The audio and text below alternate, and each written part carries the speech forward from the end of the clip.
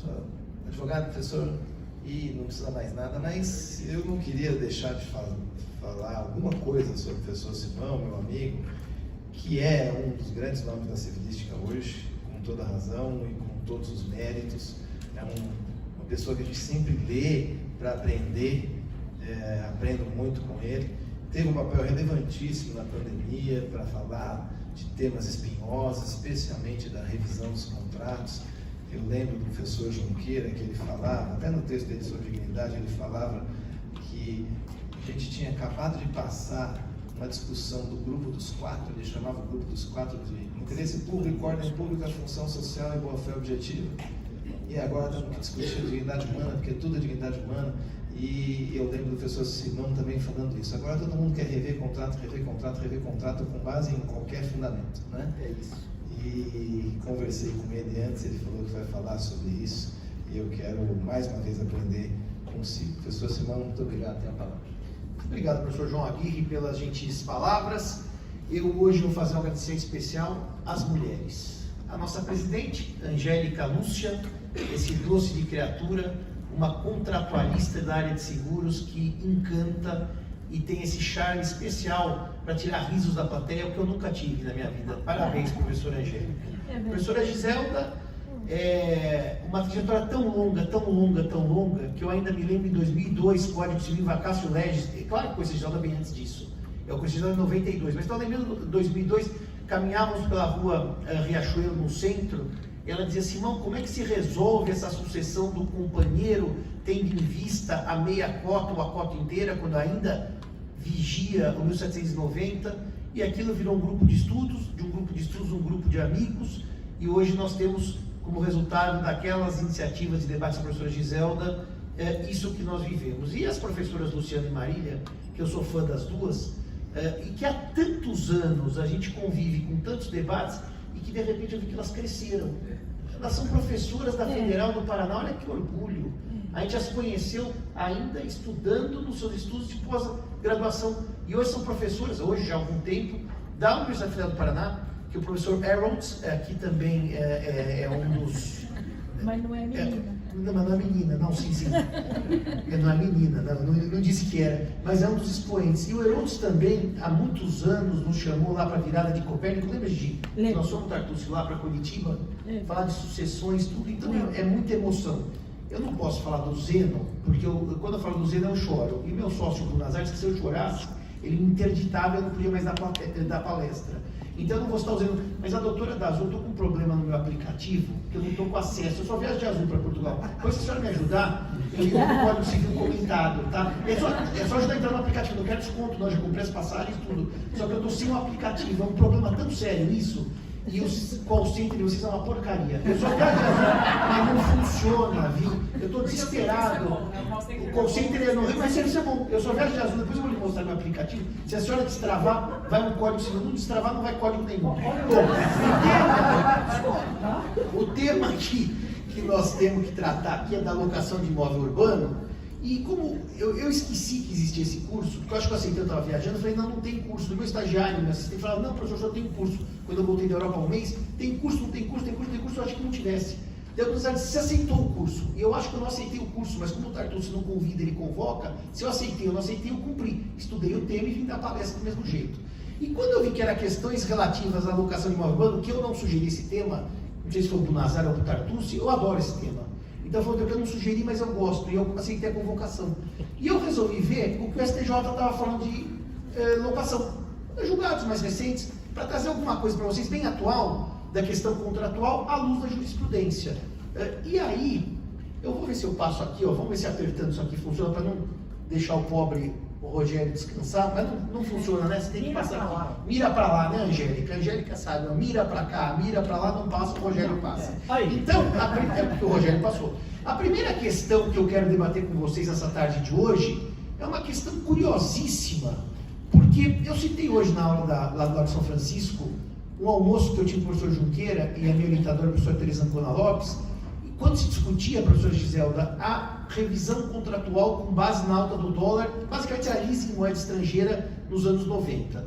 E o professor Junqueira dizia assim: olha, para a Teresa e para mim, você pegar o índice e fracionar o índice, ou seja, que é o IGPM, e aumentá-lo ou reduzi-lo, é uma interferência tolerada sobre o contrato. Agora, você trocar o índice do IGPM pelo dólar, o dólar pelo IGPM, é intolerável, porque as partes contrataram dólar. E trocar o índice pelo IGPM é contratar o juiz como se parte fosse. E o contrato não é do juiz, é das partes. E quando eu comecei a dar aula de locação, em Priscas Eras, em Nilo Tempore, o artigo 51 dizia, e parece que diz até hoje, que a renovação na locação, que nós vamos chamar de comercial, ou não residencial, mas comercial para facilitar aqui o verbo, a renovação se dará por igual tempo. Então, se o contrato tinha 5 anos, renovava por mais 5. Se tinha 20, renovava por mais 20. E se tinha 1, renovava por mais 1. Não, professor, se tiver 1, não é possível renovar. É possível, porque eu posso ter 5 contratos de 1 ano no mesmo ramo de atividade e que permita a renovação, porque eu cumpri os requisitos 51. Então, renovação por igual prazo, me parece que tem uma lógica. As partes combinam e o juiz renova. O que fez o STJ, e hoje me parece que é leitura pacífica. Rogério, o próximo, por gentileza. O STJ renovou o contrato, independentemente do prazo combinado pelas partes, por 5 anos. Ou seja, eu podia ter um de 20, renova por 5. Ou um de 1, renova por 5. O que traz esse debate no seu bojo?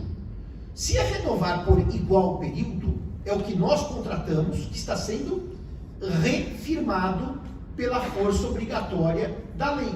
Mas se nós firmamos por 1 e o judiciário renova por 5, o judiciário está contratando pela gente. Idem por 20 e o judiciário renova por 5, o judiciário está contratando pela gente. A decisão é absolutamente estranha, a ideia de pacta sunt servanda e a ideia de compulsoriedade da renovação. Mas tem uma lógica. Os senhores sabem qual é a lógica, quem advoga em locação sabe. Como eu posso ter uma demanda renovatória que se perpetua no judiciário por muitos anos, eu tenho uma acumulação de demandas renovatórias. Ou seja, uma que não está julgada, eu já tenho que propor a próxima, que é a renovatória do contrato a ser renovado, e assim eu tenho 3 ou 4 renovatórias de um mesmo imóvel, de um mesmo contrato, simultaneamente correndo no judiciário. Me parece que a ideia aqui foi tentar evitar que os contratos por prazo inferior a 1 ano fossem renovados por meio de renovatórias sucessivas. Então eu dou maior amplitude ao prazo contratual. O que é um problema? Porque se vale por menos, tem que valer por mais. Então o contrato de 20 anos tem que ser renovado por 5. Afinal, se nós temos uma renovação por 5, ela vale para os contratos inferiores a 5 ou para os superiores a 5. É um tema que, para mim, não agrada a forma de decisão do STJ, porque ainda voltando na ideia de que muitas das locações, como o professor Tartucci, são contratos paritários e simétricos, eu não estou pensando só na locação daquela pequena senhora com aquela pequena lojinha, de contratos imobiliários de prédios inteiros de locação comercial, que não faz muito sentido essa interferência do STJ. Mas habemos jurisprudência. É essa orientação que o STJ tem dado, recorrente, com relação à renovatória. Rogério, mais um slide, por favor. A segunda questão, para mim também era muito cara. Eu contei aos meus alunos também semana passada que eu fiz parte da TUF. A TUF foi uma torcida uniformizada pró-fiador.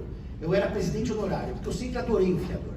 Eu sempre achei que o fiador era uma vítima da maldade alheia. O fiador, ele é um coitado que não vende coito, como dizem alguns, como denegrir não vende negro, como mulato não vende mula, e todos esses erros repetidos. Aliás, uma mentira contada várias vezes vira uma verdade. Então, antes de falar, estuda. O problema do pobre do fiador é que o pobre do fiador, normalmente, ele é um coitado. Ah, tem fiança empresarial? Tem, eu sei, mas normalmente é o cunhado. Quando é cunhado, até eu deixo ferrar, mas se fosse o meu, não está gravando, né, Tartucci? O meu cunhado, que praticamente eu não gosto, eu adoraria que ele fosse fiador. Mas assim, normalmente é um cunhado, é um sogro, é um irmão. Ah, assina aí para mim, mas que isso, uma fiança? Não, mas não vou assinar, não, assina porque você não confia em mim, daí quer brigar com o cunhado, você assina para se livrar do cunhado. Agora veja um detalhe. O professor Marcato, nos anos 90 na São Francisco, dizia pra gente que se alguém pedir para você ser fiador, um grande amigo, brigue já, porque depois você vai brigar e pagar a fiança. Depois você só briga e perde um amigo e não paga a fiança. É uma máxima de experiência que é inenarrável. A fiança não se deve prestar, ponto. Mas as pessoas prestam. E o brasileiro é um cara de boa fé, gosta muito. de ser solidário, que é uma virtude, isso não é uma crítica, e cai sempre o idoso ou uma idosa que afiança a alocação. E nós, nos anos 2005 e 2004, capitaneados pela mestra Giselda, não perde o bem de família, é inconstitucional. Carlos Mário Veloso, ministro supremo, disse, não perde, nós todos comemorando. Daí veio a viragem jurisprudencial, a partir daquele julgado de 2005 da Corte Constitucional, habemus deciso, que perde o bem de família, porque o artigo 3º, inciso 7º da Lei 8.009 é constitucional. O fiador em fiança locatícia, e depois de uma confusãozinha recente, quer seja comercial, quer seja residencial, perde o bem em que mora. Isso é decisão do STF. E de repente vai para o judiciário, por favor, Rogério, o próximo slide, uma questão curiosa, porque o garantidor não era fiador, ele deu um bem em caução. E como nós sabemos, a caução, o imóvel que ele morava, vamos deixar claro, alguém deu em caução, numa locação, o bem em que morava. E aí, pedia este caucionante, que não é fiador, que a mesma regra, pedia o credor que o bem fosse tomado porque a caução se equipara à fiança, e portanto se perde na fiança, perde na caução. A ideia do credor era estender a penhorabilidade, para que quem dá o imóvel como fiador, perde, quem dá em caução também perde. O STJ disse não, vamos devagar, porque a impenhorabilidade é a regra, certo? A penhorabilidade é exceção. E já dizia o saudoso Zeno, as exceções se interpretam restritivamente. Ele falava em latim. Você sabe que é uma das poucas coisas que eu não sei falar em latim, acho que tanto que eu lembro do Zeno que eu não consigo falar. Eu sei que é strictissima sunt no final. Ou seja, se perde por fiança, não se perde por caução. Uma é garantia real, uma é garantia pessoal. As exceções não se interpretam extensivamente. Portanto, senhores e senhoras, quem der caução em garantia sabe que tem o benefício do bem de família segundo a orientação do STJ. E na hipoteca não tem, né? Quando eu dou imóvel para financiar, etc., não tem. A orientação aqui foi de impenhorabilidade, porque o caucionante não é fiador. O que tem uma lógica. A fiança é garantia pessoal, a caução é garantia real. A fiança abrange todo o patrimônio do fiador, a caução é exclusiva do imóvel dado em garantia. Foi essa a orientação do STJ da ministra Nancy. O próximo, Rogério, por favor. O próximo tema também é muito interessante, porque os amigos e amigas sabem que nas locações em shopping center, o aluguel é composto por um fixo e por um variável. O fixo, normalmente, é de um valor até razoavelmente baixo, e normalmente ele é uma remuneração mínima pela posse que é exercida pelo locatário. Por isso, só fazer um parênteses rápido, quando houve a pandemia, não é o tema da minha palestra, mas alguns locatários de shopping center disseram, o shopping fechou, eu não pago nada. E naquele meu artigo gentilmente citado pelo professor Aguirre, pela professora Luciana e por outros amigos, eu disse, alguma coisa você paga, seu estoque está lá dentro e você está com a posse do imóvel. Ainda que você não esteja vendendo, as suas coisas estão lá. Então esse mínimo é o fixo. E o variável, os amigos e amigas sabem, é relacionado às vendas que a loja tem e, portanto, o lojista apresenta ao empreendedor o seu relatório de vendas. E daí se calcula a parte variável. É por isso que, na pandemia, alguns shopping centers abriram as vendas online para produtos que estavam dentro do shopping, o que eles não permitem nunca, porque isso impossibilita a cobrança do variável. É uma norma quase que eu diria pétrea dos contratos, tá? E eles abriram, também porque eu andei falando em algumas palestras, é uma forma de tentar reequilibrar minimamente o contrato, já que não vai o consumidor até a loja, que a loja possa entregar para o consumidor, porque o shopping está fechado. E quando se discute, então, a renovação do contrato, os amigos e amigas sabem que ela pode ter um cunho puramente revisional. Ambos concordam que é caso de renovar, porque os requisitos legais estão preenchidos, mas que o valor se alterou, e aqui para mais ou para menos. Ou seja, que o aluguel anterior já está inferior ao que valeria hoje, ou está superior, e portanto tem que subir, ou está inferior, está superior e tem que descer. Pode ser para mais ou para menos. A gente chamaria de uma carga revisional dentro da ação renovatória. E para quem advoga nessa área sabe que muitas vezes é isso que acontece. Ninguém discute o direito a renovar. O que se discute é o quanto do novo aluguel. E daí o juiz fixa naqueles percentuais e depois vai dar aquele grande problema que se o aluguel aumenta tem que pagar tudo retroativo. Bom, mas não é esse o tema. E o que aqui, por favor, Rogério, o próximo, na locação de shopping center se discutiu a questão da parte variável na renovação. Eu queria frisar para os senhores e senhoras que no bom latim, eu adoro esse julgado e eu deixei ele na íntegra por causa dessa frase, dos pacta sunt servanda. Pactum singular, segunda neutro, pacta plural. Então, não é o princípio do pacta sunt servanda, porque senão é o princípio do contratos devem ser cumpridos, é dos contratos. O Zeno também gostava muito dessa ideia. E o que aconteceu então? Quando esse lojista foi discutir a renovação, o que se queria debater é se a parte variável, o percentual de variação, aquele que depende do faturamento, seria ou não igual ao do contrato originário. Ou se ele podia também ser revisto. O percentual, gente. Daí não é 5 mil para 6 mil. É qual é o valor desse percentual. E como foi um assunto que levou a falar em evento imprevisível, não sei se é um evento pandêmico ou não, mas aqui a imprevisão entraria para permitir, então, a revisão desse percentual, e não do número absoluto, que com uma perícia você faz, se vale 5, 4, 3, 2 e 1. E o STJ decidiu que somente é viável se eu provar um desequilíbrio econômico. E aí, no caso concreto, ele definiu porque esse desequilíbrio não foi provado. O que me leva a crer que, num caso semelhante, o STJ admitiria, contrário senso, a decisão, provar desequilíbrio econômico que a parte variável fosse revista, o que também não me agrada. Porque o percentual de 5% de faturamento, 4%, isso é pacta sunt servanda. Isso faz parte da essência do contratado. Então eu trouxe esse julgado que o STJ não admitiu, para dizer que me parece que a parte final, que ele disse, se o desequilíbrio fosse provado, eu admitiria essa revisão, não me parece adequado. Porque o percentual faz parte da estrutura da vontade dos contratantes. Ele é invariável. Porque senão eu vendo mais, ou vendo menos à luz de crises, eu vou variar o percentual? Não, aliás, o percentual varia porque variam as vendas. No mês que eu vendi 10, no mês que eu vendi 1000. Então, essa ideia me preocupou, não foi aplicada no caso concreto, mas fiquem de olho.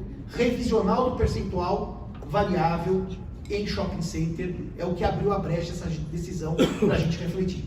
Rogério, o próximo, por gentileza. Esse aqui me agrada enormemente porque... Não me agrada esse artigo. O que me agrada é a reflexão que esse artigo gera. Os senhores sabem que o artigo 54 cuida de locação em shopping center e ainda hoje, um aluno lá da turma de vocês, ele trouxe o livro que eu recomendo vivamente que quem estudar locação em shopping center, comece lá de trás, que é o professor Álvaro Vilaça Azevedo. A teoria dos contratos típicos e atípicos é a base da locação de shopping center. Não adianta começar com XPT, eu não vou citar o nome, senão o Nazar me xinga, atuais, tem que começar lá atrás. Eu não posso falar nem o nome que ele me xinga. Se eu choro, ele xinga. Se eu falo o nome, ele xinga. Então agora tem que ser tudo pasteurizado. Ele diz assim, você não pode dar palestra raivosa. Mas não está raivosa, né, João? Está simpática, não. Então, veja um detalhe.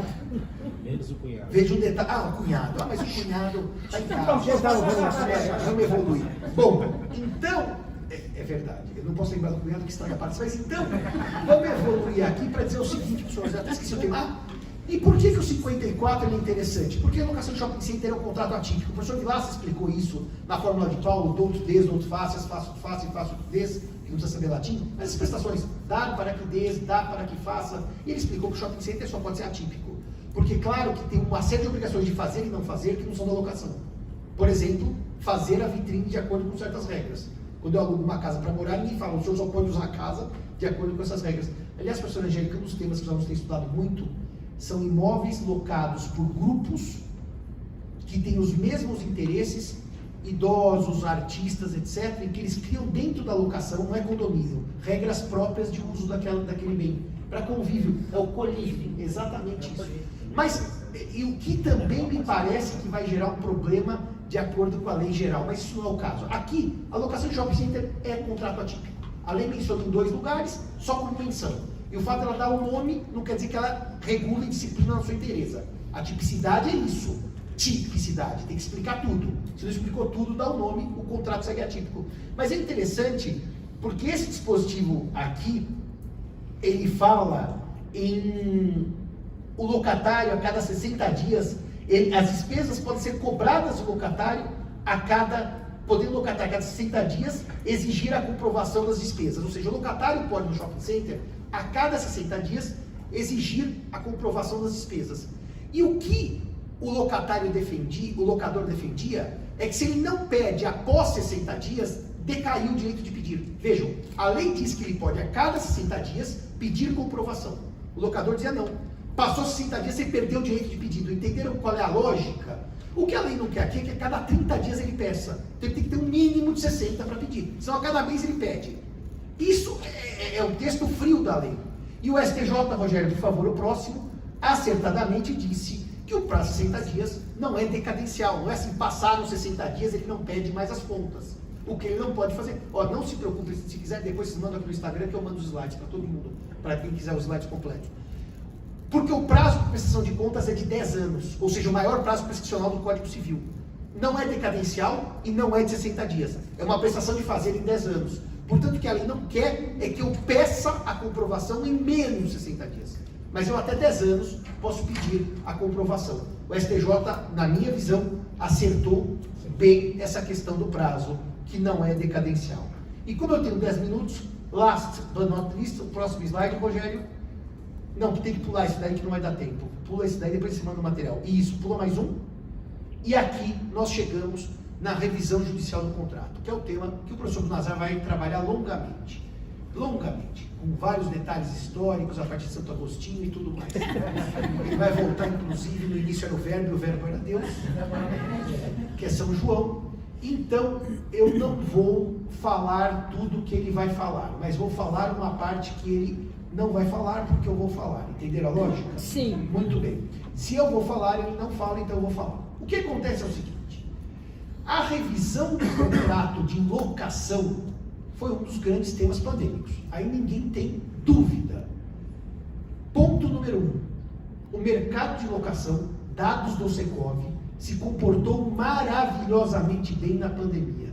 Por quê? Foi um dos mercados em que mais se renegociou, em que mais se compôs.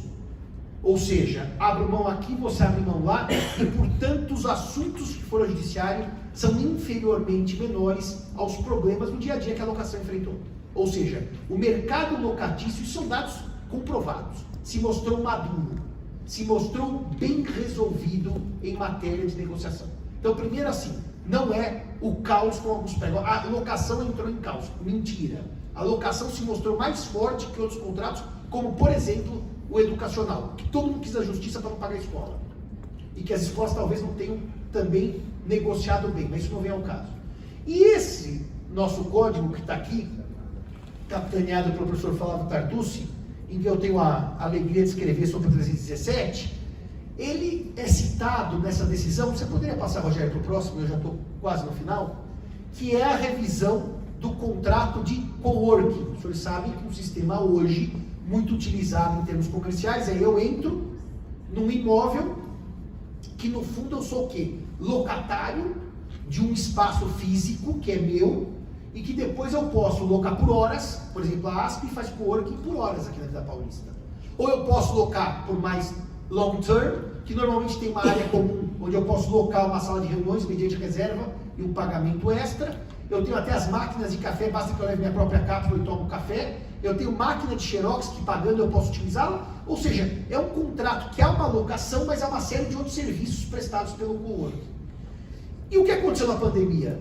Com os decretos que proibiram a circulação e geraram isolamento social. Evidentemente que muitos imóveis comerciais foram completamente fechados. Ninguém podia usar. Eu estudei um caso muito interessante, foi uma pena que eu fui contratado para dar esse parecer, que era um imóvel de locação normal, não coworking, mas que ele tinha uma parte do Hospital Sírio-Libanês, que eram os exames de Covid não feitos ali naquele imóvel. Então, evidentemente que os outros não puderam nem chegar perto, porque o volume, o afluxo de pessoas naquele prédio foi enorme, porque era um teste para Covid. Então os outros imóveis ficaram vazios e não podiam, naquele caso, ser usados nem no mínimo, porque havia um problema sanitário maior naquele imóvel. Mas eu acabei não sendo contratado para esse parecer. Mas para dizer o quê? O coworking não pôde ser utilizado por conta das medidas restritivas. E o STJ teve que analisar, então.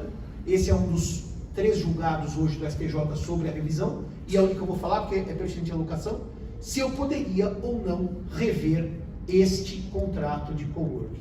E aí volta no debate, que esse professor Bruno Nazar vai trazer, se a base de revisão é o 478 ou 317. Volta, e o STJ admitiu pela possibilidade de revisão em razão das medidas restritivas e do impedimento objetivo de uso daquele espaço. Então vejam que interessante, os dois primeiros julgados do STJ, um é de locação, um é de educação, que são os dois temas que pulularam na pandemia. Passa mais um para mim, por favor. O ministro Salomão dá aqui a justificativa e vai dizer: estando configurados em equilíbrio estrutural da relação entre as partes, e com razão das diretrizes da boa-fé e a função social, olha aí como disse o professor Tartucci, e da equivalência material, a revisão é de rigor. E pode passar mais um, Rogério, por favor? E para minha alegria, o STJ cita um trecho do nosso Código Civil comentado, em que eu falo sobre isso. Resultado prático, senhores, e aqui eu termino. Muito se discutiu, na época em que o país tinha uma pujança econômica que não se verifica, e dinheiro sobrando com juros muito baixos, se a locação morreria, porque afinal era mais barato financiar para comprar do que locar. Estou dizendo locação residencial e comercial. A comercial, a história mostrou que não, porque os grandes empresários não querem aportar dinheiro para comprar e imobilizar um ativo, se eles podem usar o dinheiro do aluguel para bater do imposto de renda. Então, a locação comercial ela continua de vento em popa. Se perguntar para alguém, o senhor prefere comprar ou alugar? As grandes empresas, os grandes comerciantes alugam e não compram. A residencial passou por esse dilema. Vale a pena alugar ou não vale a pena alugar? Ah, mas se o juro está baixo, eu pego um financiamento e compro a casa própria. Para que eu vou pagar para o locador? Só que o Brasil se mostrou um país de instabilidade na política econômica e que não é de hoje. É do tempo do Dom João VI, quando ele abriu os portos às nações amigas em 1808. E, portanto, de lá para cá, nós só tivemos crise. Os jovenzinhos que nasceram depois de 94 no Plano Real acham que o Brasil não é um país inflacionário, porque eles não lembram, a professora Ana Paula Patino também não nasceu nessa época, não lembra. Mas talvez a professora Angélica, que nasceu pouco depois do período inflacionário, tenha a memória do fiscal do Sarney e da hiperinflação dos anos 80. Nós não chegamos a ser a Alemanha pré-guerra. E daí o que acontece? Num país de instabilidade econômica, o que acontece com o contrato? O contrato sofre os influxos dessa incerteza. E portanto, que não é tema da minha palestra, o contrato de compra e venda acaba tendo muitos problemas que a locação não tem. E portanto, num país instável, o que se nota? Ainda há muito campo para a gente, como advogado, trabalhar na locação. A locação ainda é um grande contrato. Vai ano e volta ano, a locação não sai de moda, porque o brasileiro loca mesmo. Então, essas notas que eu fiz, Rogério, vai para o último, que é só muito obrigado, né? Eu deixo aí para vocês, quem quiser depois manda no Instagram mensagem, eu entrego aí o PowerPoint. Muito obrigado a todos e todas e pela gentileza do senhor e senhora. Muito obrigado.